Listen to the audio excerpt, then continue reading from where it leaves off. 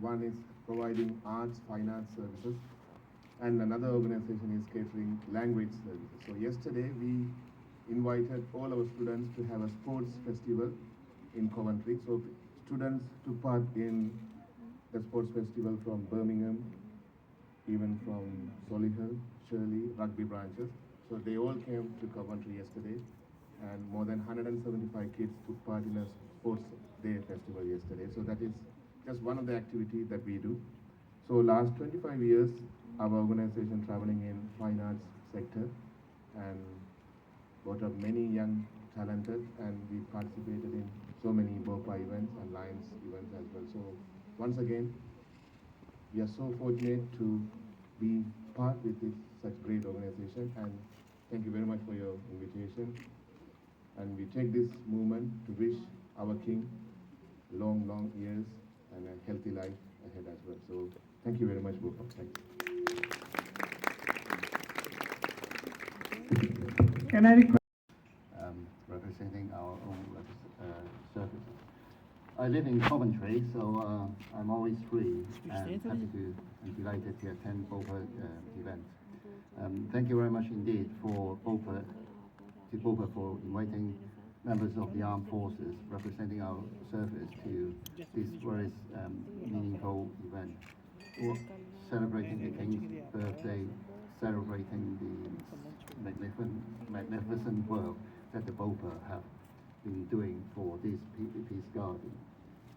Me and the other members in uniform, our primary role, daily job is to engage with the community. By means of that, we represent our own service to connect with the wider society and securing the reputation of the armed forces.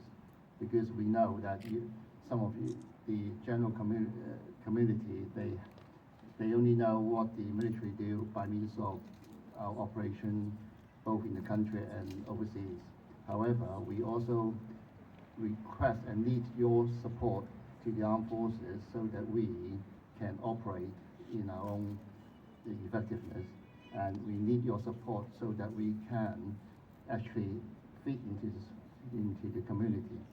Because when our service personnel, they leave the service, they will move into the area where they would like to settle down for the rest of their life, their career. So we need your support as well. This is why we are here to, apart from celebrating the event, but also to help you gain more understanding about what the armed forces do. So while we have this, sometime later we can share our experience and answer questions if you do have something for us. And we look forward to meeting you and engaging with you. Thank you very much. Thank you, Major. Much bigger. Unfortunately, in 1998, we were in textiles, and obviously third world countries could do it much cheaper than us, and we ran into trouble. But my company, we had 12 operating companies. Mine was the moulder. We moulded all the spinning boxes and everything we needed on our machines.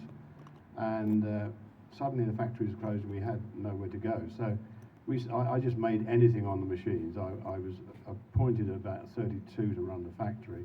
I guess they thought I was a safe pair of hands. Roger won't mess it up while we close it down.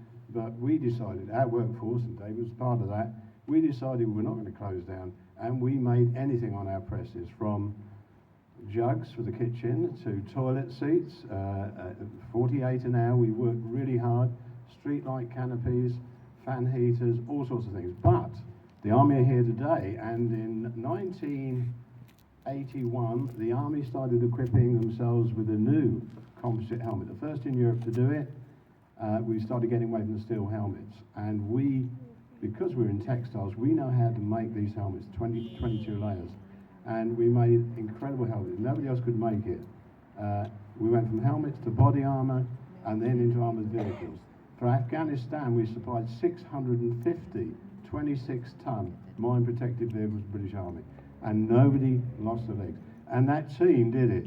I couldn't do it on my own. I had a fantastic team. David was one of those team. He did all the testing, and his crew. shooting helmets to make sure they were doing what they said.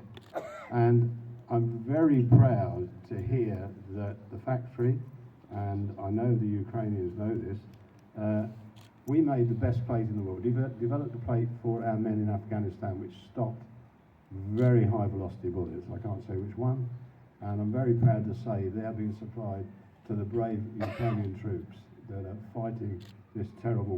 Has done a lot for multi-faith, good interfaith relations. He's very keen for people of different faiths to get on.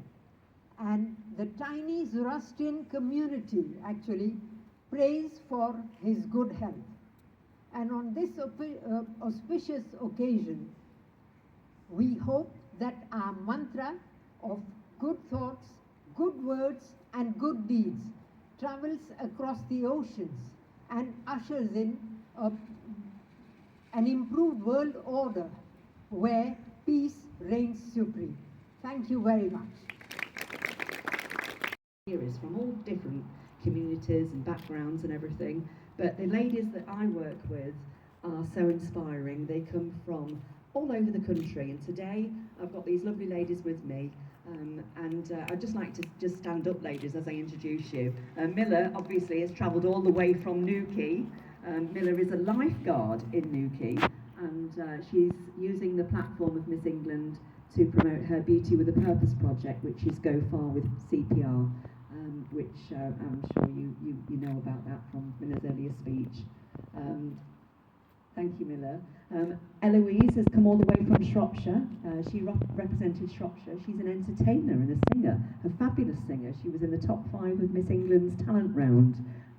So thank you for coming all the way from Shropshire today, Eloise.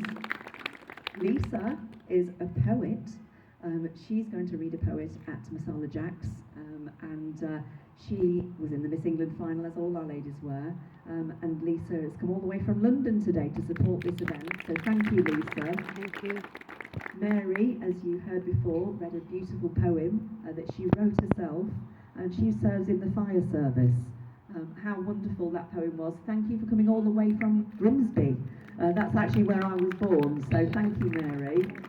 Rebecca. Now, Rebecca, she works as an archaeologist in the town of Goole. Is it a town or a city? A town. Sorry, I should know that. Rebecca, would you like to come and join me up here? Because Rebecca was going to say a little prayer about her Christian faith before earlier on, but obviously, you know, one of the other VIPs came along, and Rebecca just wanted to say a few words about her faith and how important it is to have the belief in God, which whatever religion you're from, I'm sure we all share this.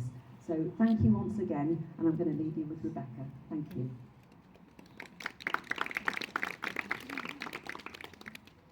Faith is a powerful thing, don't you think? Yes. But one of the big things about faith is love. And one of my favourite passages from the Bible is 1 Corinthians 30. And it says, love is patient, love is kind. It does not envy, it does not boast. It is not proud.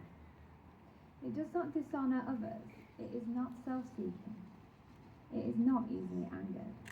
It keeps no records of wrongs. Love does not delight in evil, but rejoices with the truth. It always protects, always trusts, always hopes, and always perseveres. Love never fails. So one of the challenges which I want to give you guys, but which I've seen that many of you stand for, is, could you replace love with God? Could you say, God is patient, God is kind, God doesn't envy?